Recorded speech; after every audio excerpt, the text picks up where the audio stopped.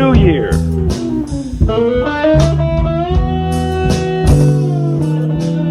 You are listening to Life Insight Live with Scout Bartlett.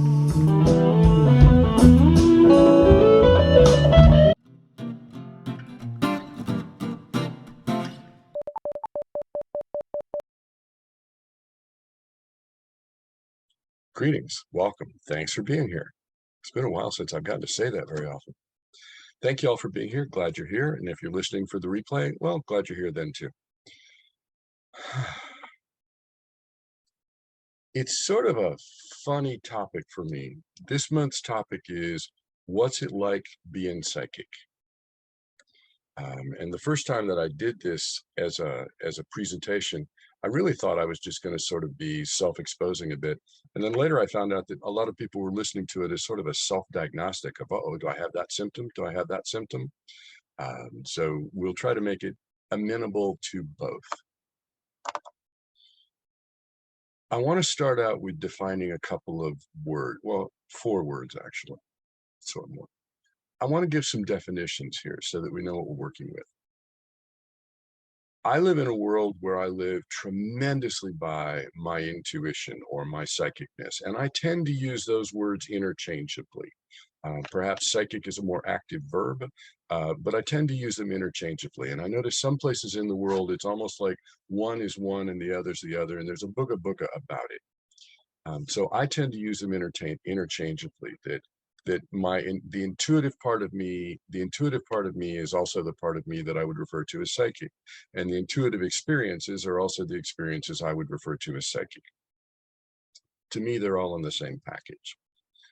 I think the weirdest part about recognizing my intuition or recognizing my ability to do psychic things, the weirdest part was finding out that it wasn't some remarkable different thing. Really early on, my first teacher was a woman named Betty Bethards, and she worked coordinated with another person, Dr. Carrie McCarthy. And I took one of their classes. I took Carrie's class in mind development. And one evening in class, she was explaining an exercise that she wanted us to do as a group, partnered up. And I didn't quite understand what she was asking us to do. So I raised my hand and asked again.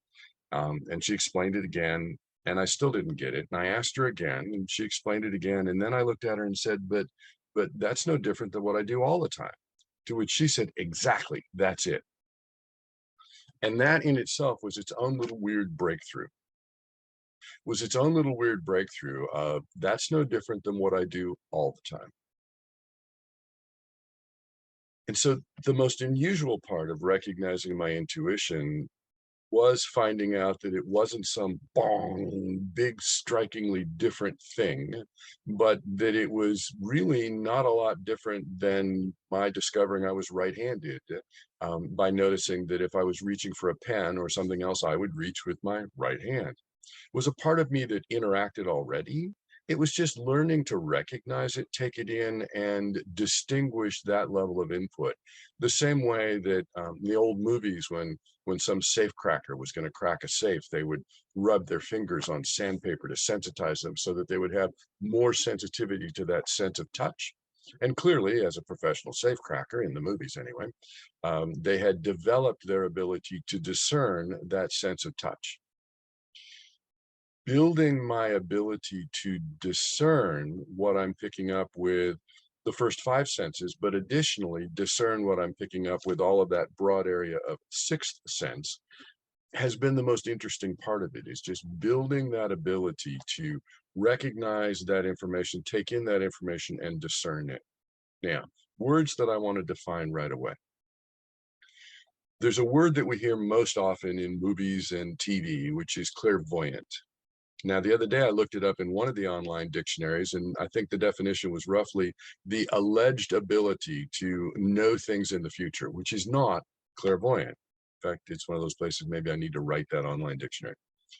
Clairvoyant simply breaks down, we'll use the word clair as in clear, being able to have that clarity, and voyant as in visual. Clairvoyant is just the word for the experience of receiving intuitive psychic information as a visual input. Now, I know in the movies, it's an airplane in a storm with a number on the tail fin, and they can read the number, and now they know this, that, or the other. But clairvoyant is not always an airplane in a storm. We had one student in a class that when people speak, she experiences color flowing when they're talking. And in fact, based on the colors that are flowing when they're talking, she recognizes how strongly they feel about what they're saying, whether or not they know what they're talking about, whether or not they're telling the truth, whether or not they're whatever. She perceives a whole lot from the colors that flow when she's listening to people talk, to the point where she said to me that it actually gets a little distracting. Sometimes it's hard to listen to the people talking when she's so caught up in the colors that are flowing with what they're saying or what they're doing or what they're thinking while they're talking. So clairvoyant is not necessarily pictures of events, and it can be. It can be just a flow of visual information that you get a sense from or interpret. So first word in our lexicon, clairvoyant. Next word in our lexicon would be clairaudient, a little less frequently used, but again, in movies and TV, since they're an auditory event, they'll have clairaudient in there. Clair as in clear, audient as in picking up intuitive information as an auditory experience. Clairaudient. Next one that we'll talk about is clairsentient. Clair as in clear, sentient as in picking up that intuitive information as a sensory input. Body sensory input.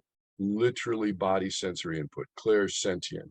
And then there's probably expressively fancy words for clairsmellient and clairtastient, and I just don't know what they are. But I've had the experiences, so I know they exist.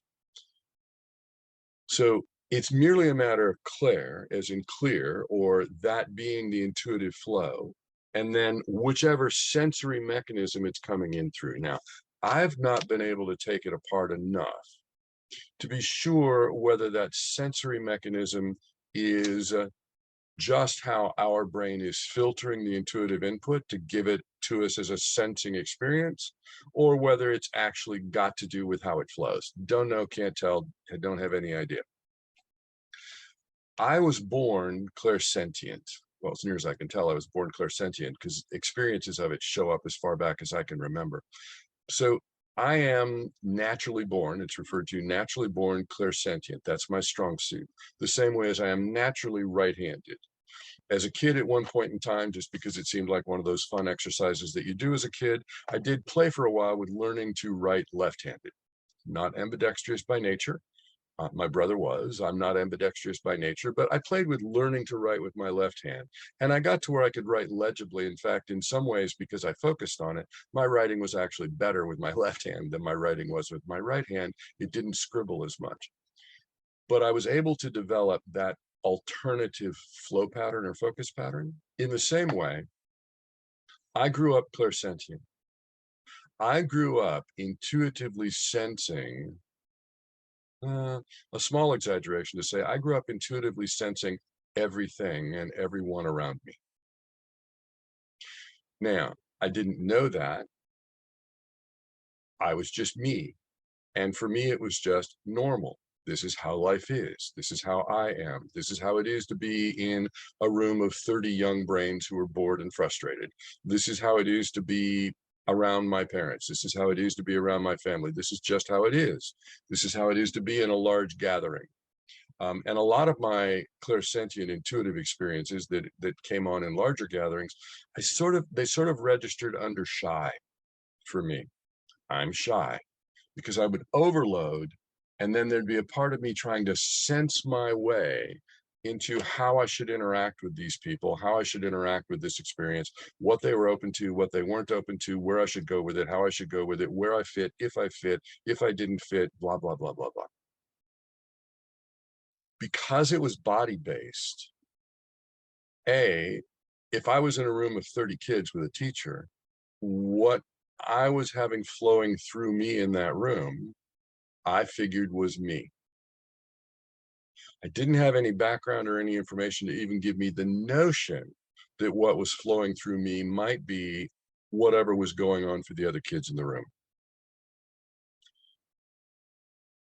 I have a distinct memory of I was a gung ho school kid. I was going to be good at it. I was good at it. Blah blah blah.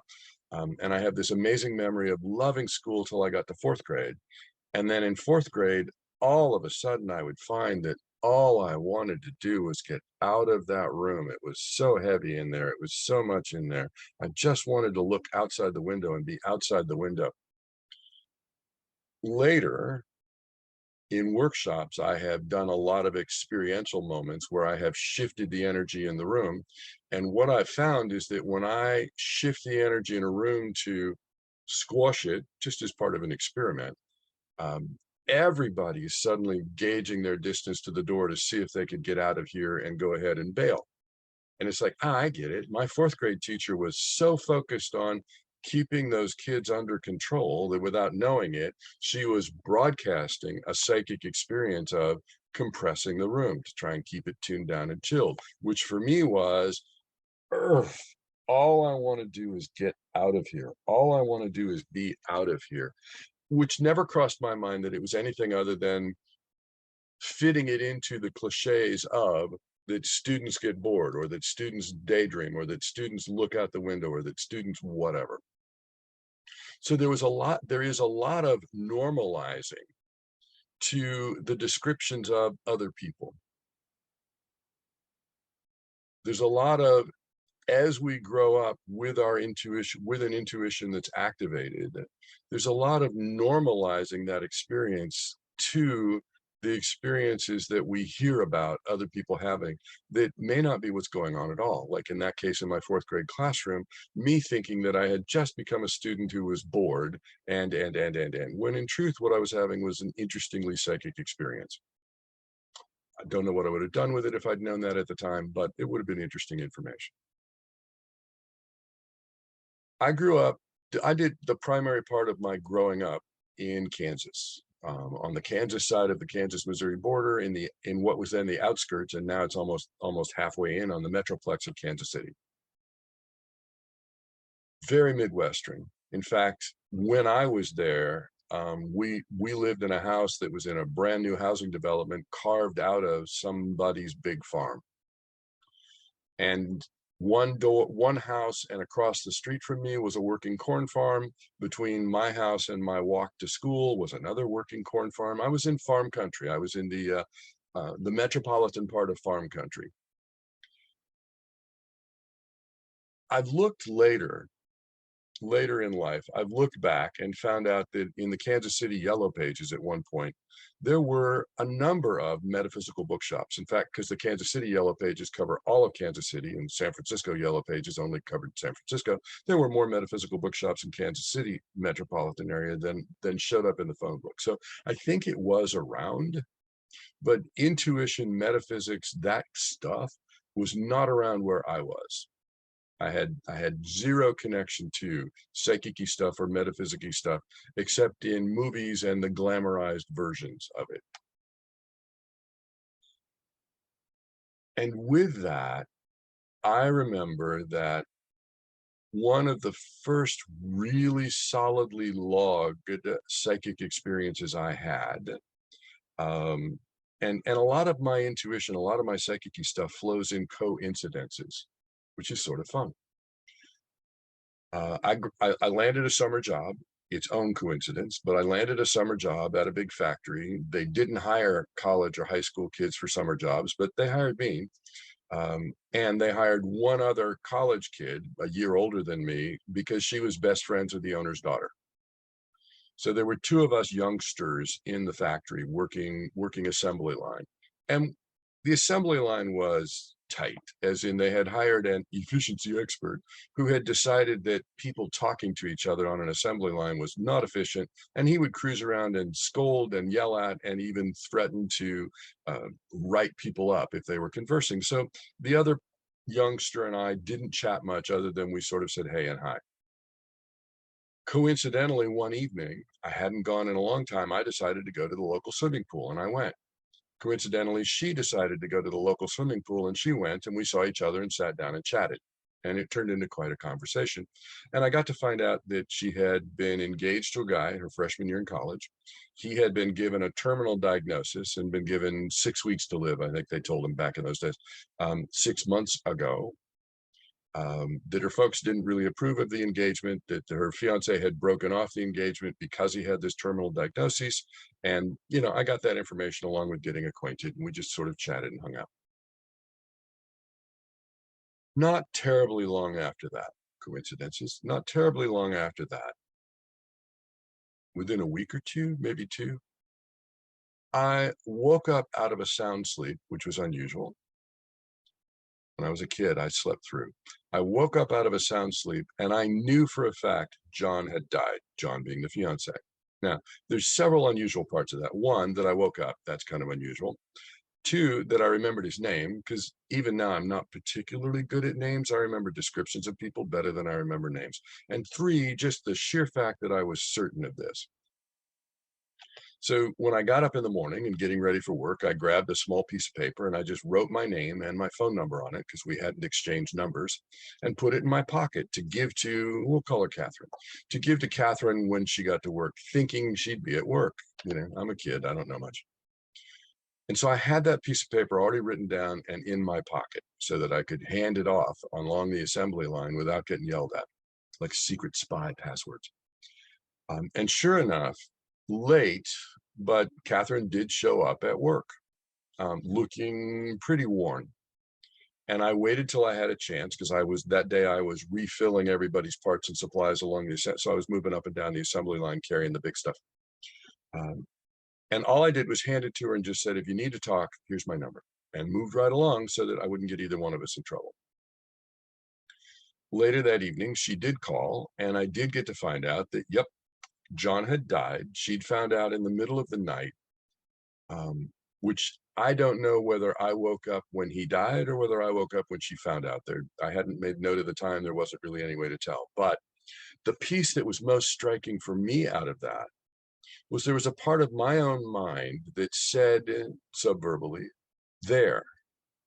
Now, there's no other way I could have known that one. Which tells me that I had had a lot of experiences before where I had known things, recognized things, sensed things, been aware of things, but that I had written them off as being, well, maybe something I read somewhere, maybe something I overheard sometime, maybe something blah, blah, blah, blah, blah. I had a gazillion explanations for the other ways that I might have known that. And so the fact that my first thought when she validated that John had died, and, obviously with being subtle about it, I did get to validate that John's name was John. But that my first thought when I found out that she validated that was there. Now, there's no other way I could have known that one.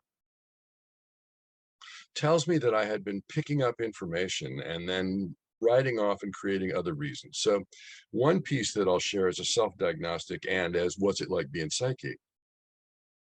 I can't even relate or guess how many times people have relayed amazing intuitive experiences to me in sessions or after workshops or whatever. And then immediately said, but that's probably not psychic, is it? Probably I just heard that somewhere, or I read that somewhere, or I overheard it, or I. So the first piece of what's it like being psychic might well be part of what's it like being psychic is that we find a tremendous number of other explanations that aren't us being intuitive or psychic, as if us being intuitive or psychic was too big or too fancy a thing to be claiming. Can't be claiming that I'm talented. I do a radio show every week, and we post them, we archive them up in the website. And if you want to go explore it, if you look back, I don't know, earlier in the year, I did a couple shows on recognizing your own gifts. So that's a side topic about allowing ourselves to be gifted. But piece number one about what's it like being psychic is perhaps just the amazing number of ways that we'll find ways to explain away our experience as being something other than our own intuition. And like I said right at the top, one of the breakthroughs of me recognizing my own intuition was finding out that my own intuition was not some big other thing. but that it was just the same as what I'd been doing all along. It was just one more aspect of me. It was no more fancy or separated than being able to put my hand on an ice cube and sense that it's cold. In fact, sense after a moment or two that it's too cold. Growing up clairsentient, I sensed things in my body. And even now in my practice, and I say after having been this focused in my intuition, two things have happened. One, my facility with doing math in my head has kind of decreased. Yeah, well, I miss it. But the other is the fact that I'm focused in that intuitive or psychic part of me so much, my ability to access it and bring it through has increased tremendously, so that I get that full array of stuff. But at the same time, I don't always get to have some little bing, this is a psychic announcement. I don't get to have some notification in my brain when I'm pulling stuff psychically. One of the funnier parts for me in session is that I'll be grabbing what I think are random examples. And it turns out they're not random examples, they're exactly what's going on. I just had a session the other day. I was working with a couple, and one member of the couple had worked with me before. The other member of the couple, I was a brand new experience. Um, and and I'm busy chatting along, and you can imagine if I'm working with a couple, we were resolving some disputes. And about the third time that I come up with a random example, the member of the couple that hadn't met me before just started laughing out loud. And I'm kind of like, what'd I do?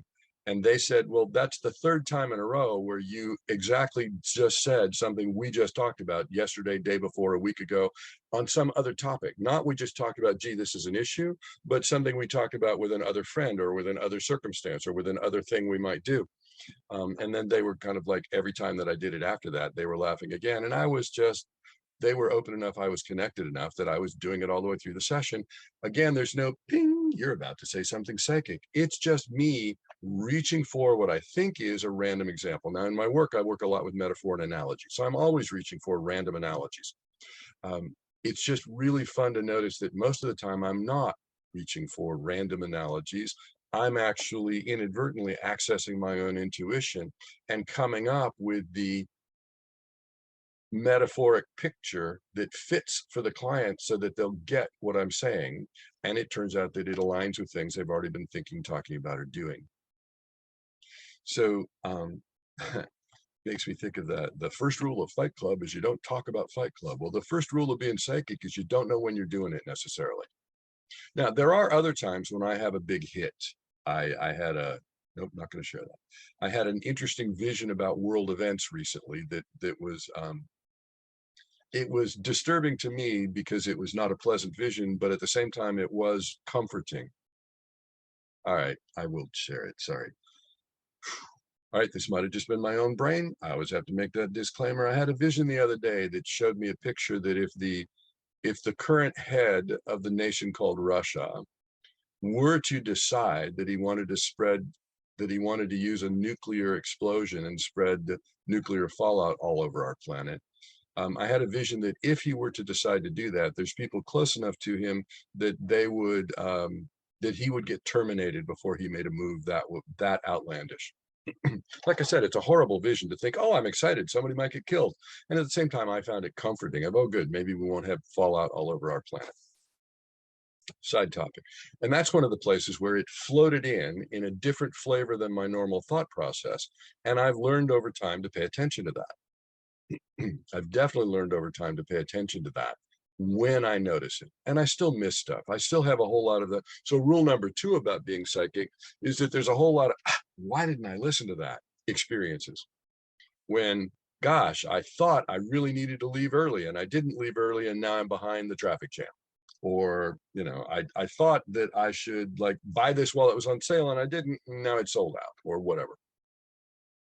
So rule number 1 of psychic is you don't necessarily notice it when you're doing it. Rule number 2 of psychic is it comes complete with a whole lot of, I should listen to myself more experiences for me. And I think that's kind of universal. Because I grew up clairsentient, primarily I felt stuff in my body. So I always like to point out that The biggest parts of my development in being able to use and access that intuitive part of me at will when I'm in session, be able to sell it. You can't sell it if it only shows up randomly. Um, I guess the other way to say that is it can't take over your life and not leave you any time to have a job if it's only showing up randomly.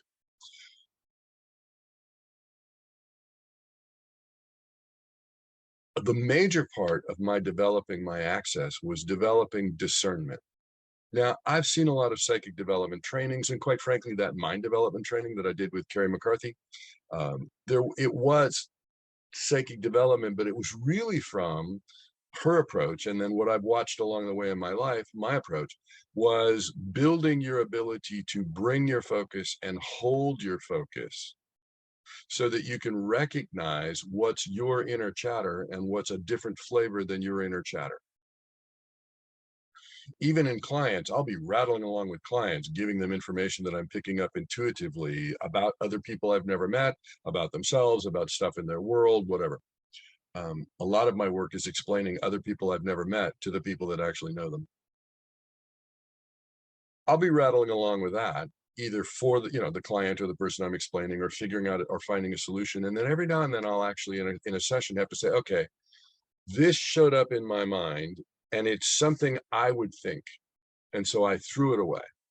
And it showed up again and I threw it away. It's now shown up a third time. So I have to say it, but I have to tell you to take it with a grain of salt, as if everything else I say is absolute truth. But you have to take it with a grain of salt because this might just be my own thought on the matter. And that's part of that sorting and discernment process. My primary focuses were not about developing psychic skills, were not psychic practices. My primary focuses were, the word in the industry is clearing practices. My primary practices was building my ability to recognize my own internal mind chatter. Building my ability to recognize my mind chatter and doing a meditative practice so that I could have an ability to hear my mind chatter on deeper and deeper levels. So that I could hear further into what otherwise would be subconscious mind chatter, so that I could recognize what was my mind chatter. Kind of the same way that, oh, it's funny. I changed radio stations a while back for the station that's on my clock radio to wake up. And I noticed when the new station was coming in that at first the commercials were really distracting, till it dawned on me that I was just used to the commercials on the station I was used to, and I could just tune them out.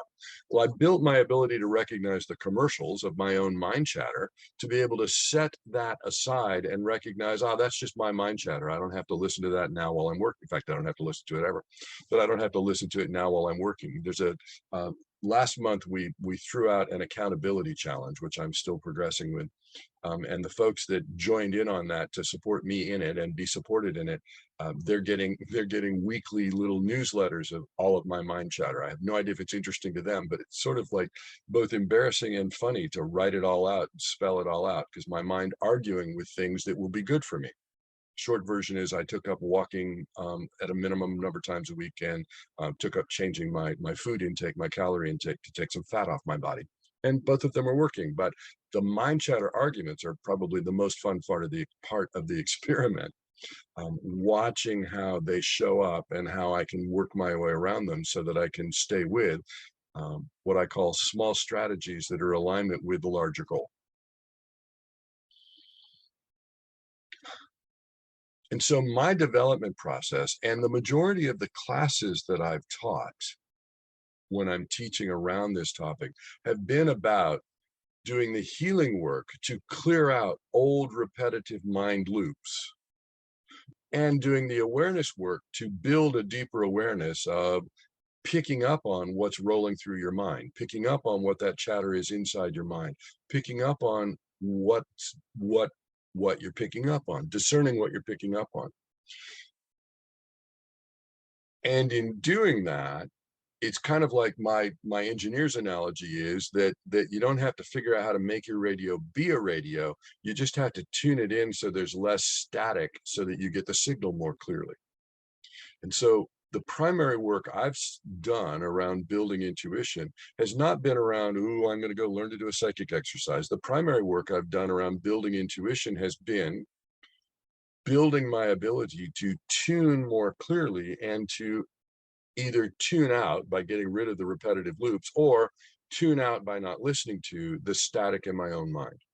So I'm going to take a couple minute break now because I want to teach you the live beam meditation practice that I practice. It channeled through me. It's a variation on some other stuff, but it channeled through me as the LIVE live beam meditation practice. We're going to do it for about 2.5 minutes here. And if you need it again, well, it'll be in this recording, but if you go into radio archives in our website, ifidknownthen.com or just notscott.com, it's at the half-hour point, roughly, plus or minus a minute or two, in every one of the radio shows that's archived. So for this meditation, if you want to just relax, you might even find it comfortable to let your eyes go closed. Just draw in a long, deep breath till your lungs are full and let that air flow out again. And as you're ready for another breath, let it be a long, deep breath. And this time, imagine the air flowing out through your body, as if your body were layers of silk or fabric. And with each breath, let the air flow in and let it flow out through your body, feeling your body open and expand. And in your imagination, I'd like you to imagine reaching a hand down into the center of this earth and stir that warm, rich, dense energy there in the center of the planet. Curl that imaginary hand into a cup and use that cupped hand now to pull a surge of energy, a streamer of energy right up through the earth directly beneath you. It's just energy passing through energy, drawing that surge of energy, that streamer of energy right up through the earth directly beneath you, up and into your body, just in front of your tailbone. There's an energy center there. It's called your first chakra. And connect that beam in right there, just in front of your tailbone. And imagine, focus on, feel, create, make it up that you're feeling the same warmth, center of earth, same warmth right up through earth, and same warmth into your body right there at the tailbone, feeling that warmth warming there at your tailbone area, between your sits bones, right through your pelvic cradle, letting that warm.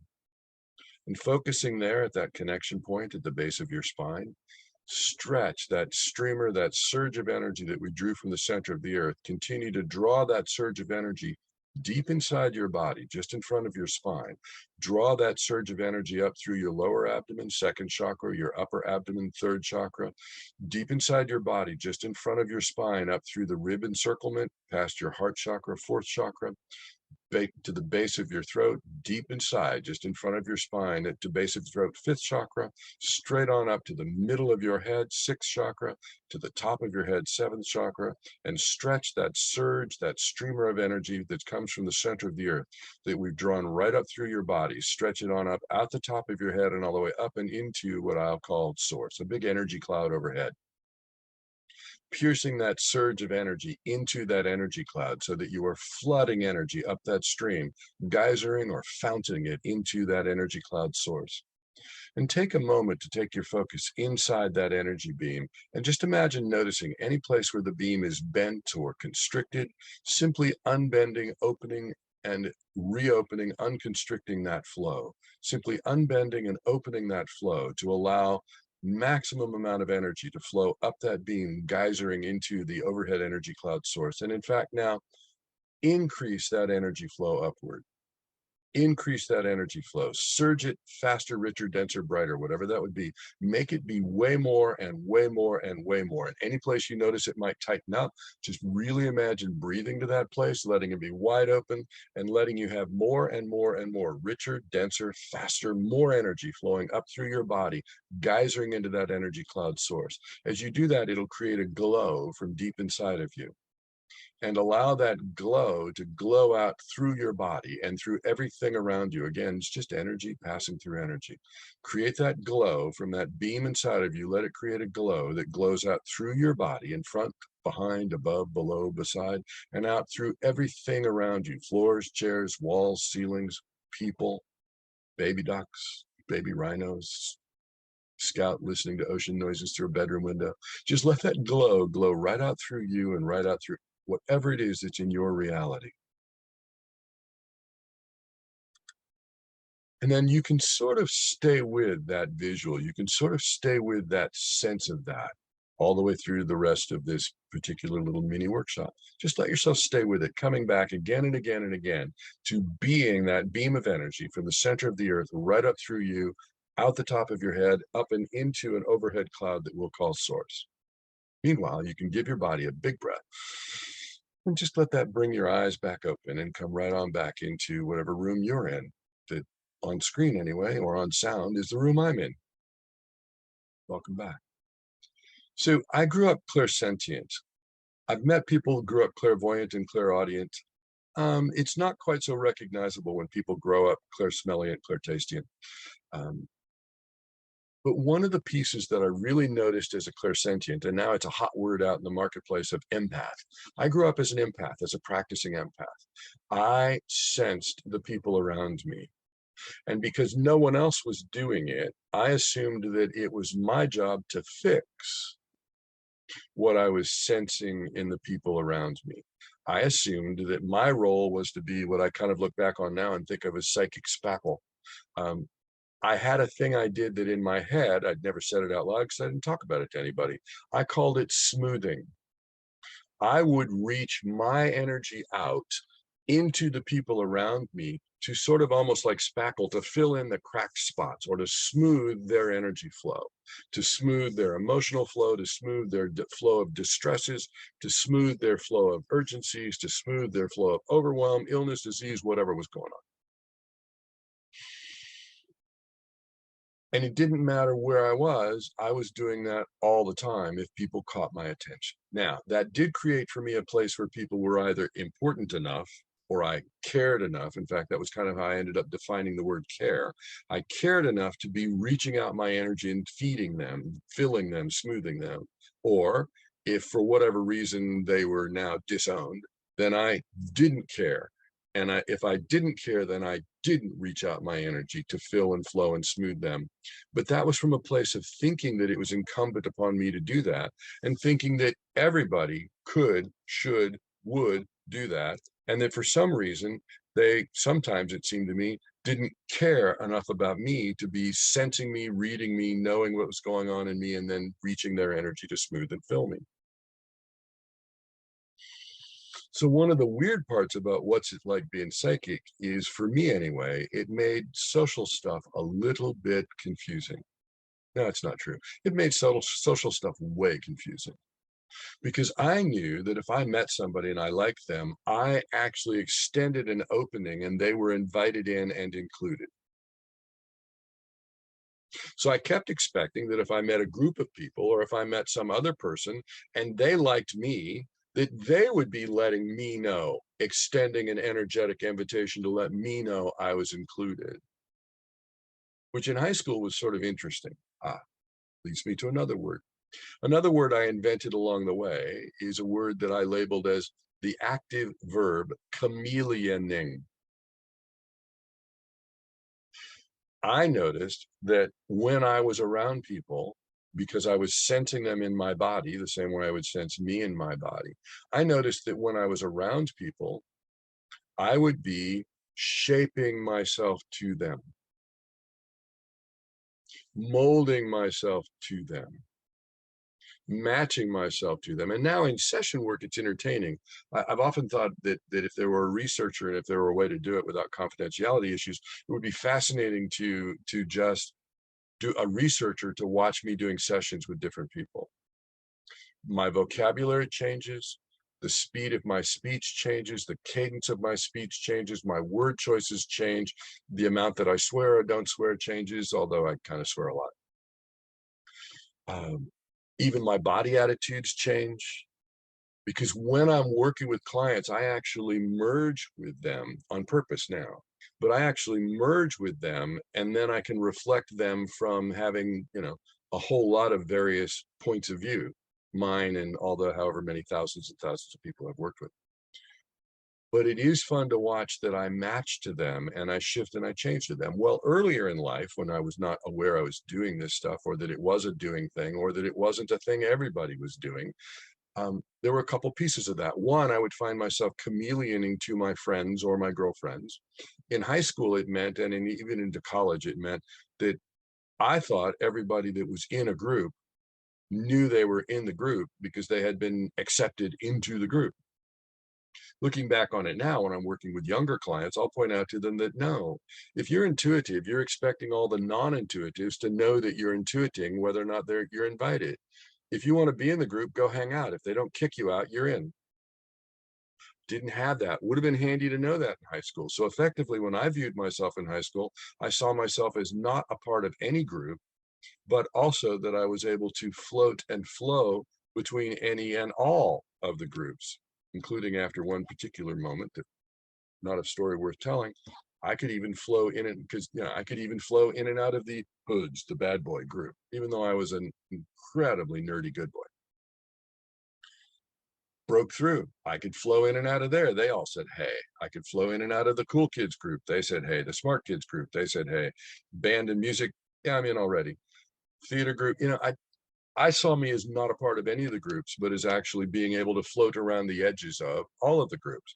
In truth, I was probably as much accepted into most of those groups as any of others if I'd have known enough to know I was allowed to hang out, just based on whether or not they kicked me out. So chameleoning became a really key piece of my world once I started to notice I did it.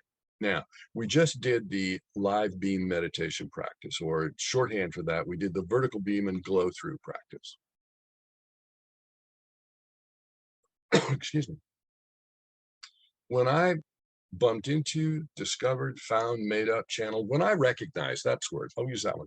When I recognized that concept of straightening that vertical beam of energy through me and then allowing myself to glow through me and everything around me, which I actually discovered it by teaching it to clients. And then after I noticed it worked for the clients, I thought, wow, maybe I should try that. But when I discovered that aspect of pulling a vertical beam, finding my own center, and then allowing my energy to glow out through me and everyone around me, it was an amazingly huge breakthrough. It allowed me to have my own energy field. It allowed me to have my own energy field without shaping it to whatever shapes were around me, without having it shaped by whatever shapes, people, energy shapes were around me, without having all of the intrusion of everybody's mind chatter, emotional chatter stuff pressing in on me. Because that's how I would experience it. If I was in a group of people and there was any tension in the group, it felt like I was actually being full body compressed, that there was a full body compression going on inside my head, that my brain was too big for my skull, and outside my body pressing in on my body. And one of the side effects of being wide open like that, as I was, and intuitive, one of the normal experiences in my world before I found vertical beam and glow through, before I found the live beam practice, it was normal that if I was in line back, remember when we could go to places and be in line, that when I was in line, like in a grocery store or whatever, somebody either in front of me or behind me would suddenly be telling me their life story and their woes and their miseries. That was just a part of my norm. I kind of assumed it happened to everybody. I found out it does not. But that was a part of my norm, was that people would be, without realizing it, drawing. Now, in the popular vernacular, it's phrased sucking or stealing my energy. But it wasn't stealing my energy any more than the homeless person on Market Street begging me for money and I give him $1. Yep, he pulled my attention, he tugged on my emotions, and he ended up with my dollar. What had formerly been my dollar that was now his dollar, that soon would be somebody else's dollar. But it's not that he stole $1 from me by catching me emotionally, hooking me into, giving him money. I gave it to them, but I gave it to them because of my response of how they hooked me in. So when people hook us in energetically and we feed energy to them, they didn't steal our energy any more than the beggar stole my dollar. However, if we're allowing ourselves to be hooked in, and if the people around us are really, really good at hooking us in, it starts to look like stealing, as if we had somebody that, we had the beggar that camped at our doorstep, and every time we left the house, they were able to emotionally hook us in as well as our moms can, and suck all of our money out of us. I would end up drawing the attention of the person behind me, one person, two person, maybe even cruising the impulse items next to the line, and they would be telling me the sadnesses of their life story in a grocery store, strangers. And I would be extending my energy out and into them and smoothing, my word, feeding them unconsciously, just as unconsciously as I reach for a pen with my right hand, not my left, and not my toes. When I actually bumped into, recognized vertical beam and glow through, and allowed my energy field to pass right through everything around me, even if the thing around me was people, it was amazing the weight that took off of me that I'd been carrying with everybody around me. It was amazing the freedom that gave me, where I had been compressing and shaping and contorting and conforming myself to the energy shapes around me rather than being my full energy field. A part of what's it's like being psychic is that I'm convinced that a whole lot of people that fall heavily into withdrawal, whether they're all the way into the spectrum of autism or just socially withdrawn, I'm really convinced that a whole lot of people that fall all the way into being withdrawn from people, it is because their intuitive is giving them so much input that they're psychologically trying to cover their ears by pulling back from all of the people and all of the stuff and all of the input. I'm really convinced that the part of autism spectrum that is fully withdrawn is an overloaded psychic experience. Don't know how we could teach them live beam and vertical beam and glow practices, but it would be an interesting experiment. I really think that the fully withdrawn part of the spectrum is intuitive and psychic overload. There's just way too much and they can't sort. They can't find it. I've also worked with people who were having schizophrenic breakthroughs. And that also was, in their case, and I'm not generalizing, but in their case, it was also that they'd hit a place where their psychic had gotten such a loud voice that it was not in the background of their mind. Because for most of us cruising around in the world, first five senses, sight, smell, taste, touch, sound. For most of us cruising around in the world, first five senses come in front. And our psychic stuff is sort of in the back of our mind, we'll say it. Kind of. Well, the two clients I worked with that were having schizophrenic experience, that psychic sense came front. And so they were actually unable to sort what was their imagination, what was what they were picking up psychically, and what was the reality that would come in through the first five senses that we like to call reality, although all of it is reality. And so it was a sorting process. Was fortunate enough to get to work with one client for quite a period of time to teach her how to sort. We couldn't find the volume control in the time that I worked with her, but she did have some meds that helped the volume control. But we did a whole lot of work on teaching her how to sort. This is an intuitive input. This is first five senses.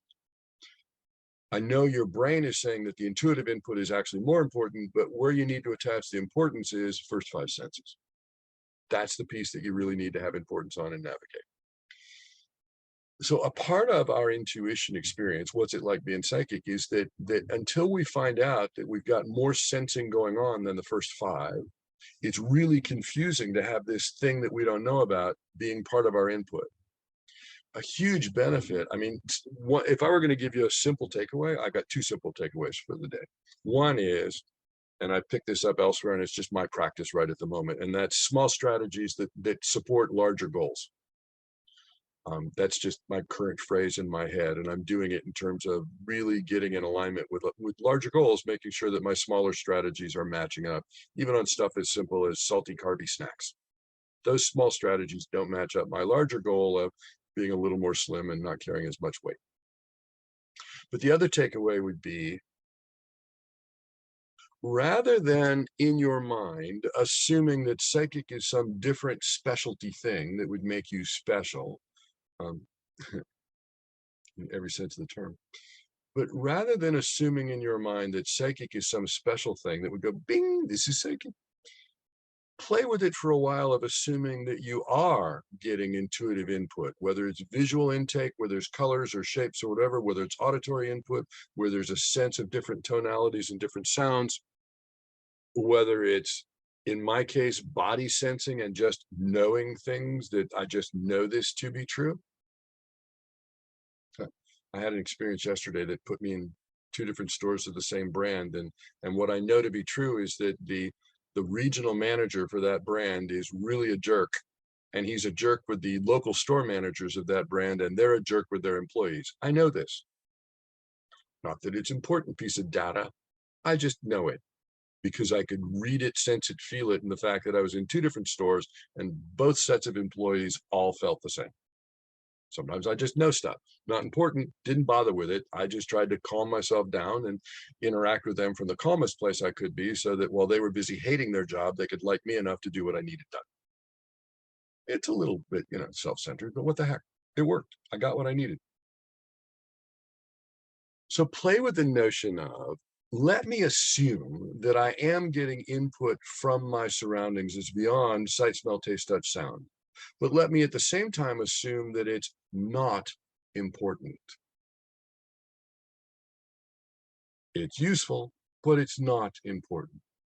If I'm driving down the highway and I see a billboard where there is some, but if I'm driving down the highway, I don't happen to do alcohol.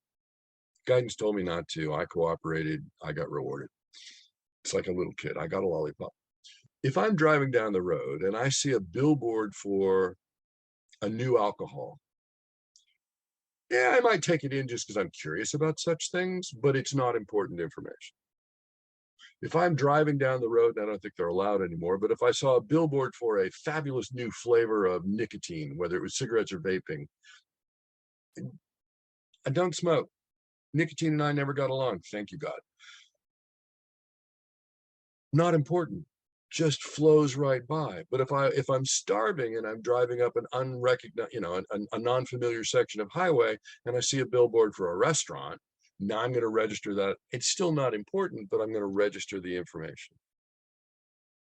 Sometimes what throws us out of whack is that we get a sense of intuitive input, and we think that because we got the sense of intuitive input, it must be important. It turns out that it's not particularly important for me to know that the regional manager of a particular brand of stores is sowing discord throughout his entire region. The only thing important about it was I'd thought about writing the regional manager to let him know about the problem until I saw that the problem was them.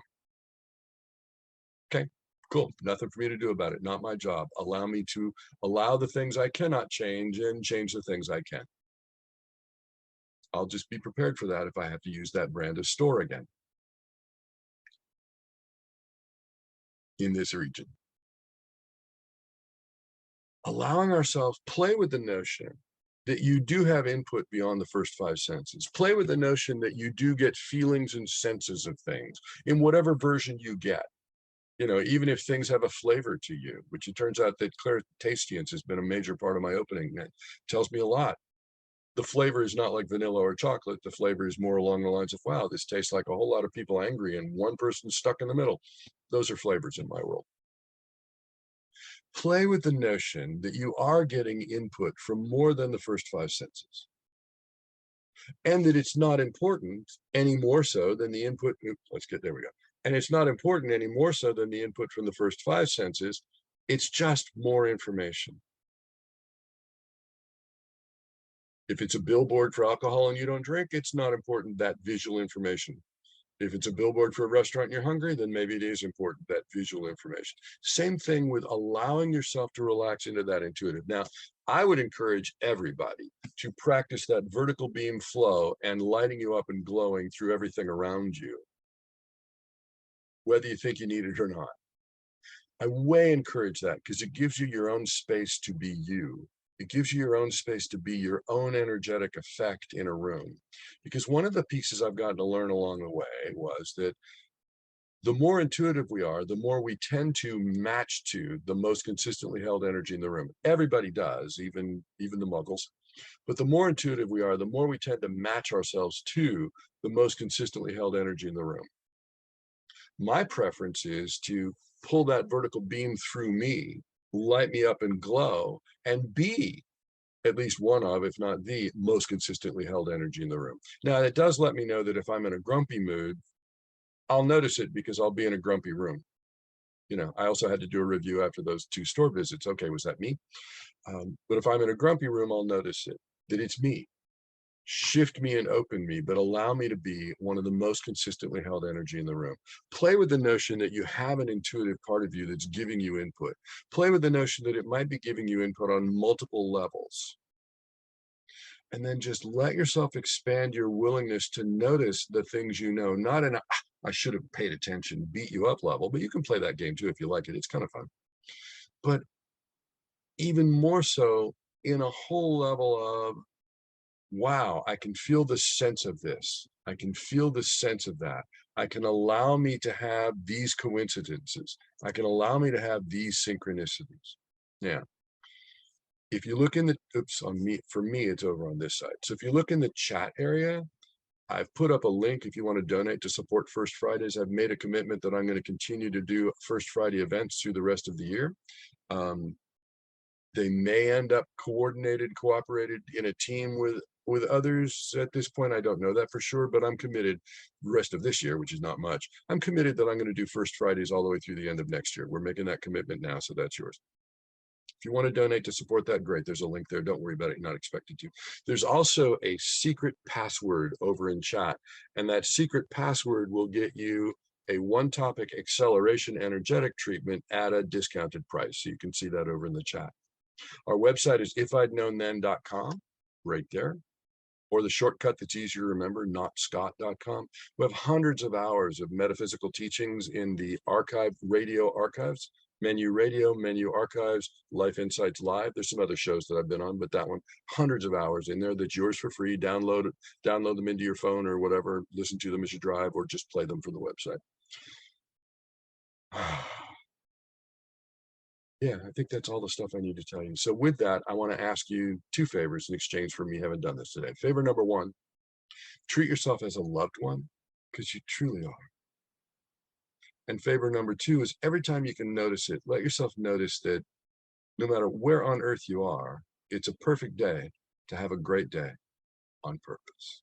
Thanks for being here, or thanks for listening to the recording. Love you much. Bye now. Hi, this is Rudy from Campbell, and I just wanted to say thank you to Scout for all that he's done with his Life Insights work. I've had the privilege of working with Scout since, I think it was 2008 when I was introduced to the Life Insights work, and it's just been amazing stuff, and I'm very grateful to know Scout and to be a part of the Life Insights family. Thank you, Scout. Thank you, Rudy. Sweet. And do me 2 more favors. Treat yourself as a loved one because you truly are, and just recognize no matter where on earth you are, it's a perfect day, even in Antarctica, to have a great day on purpose.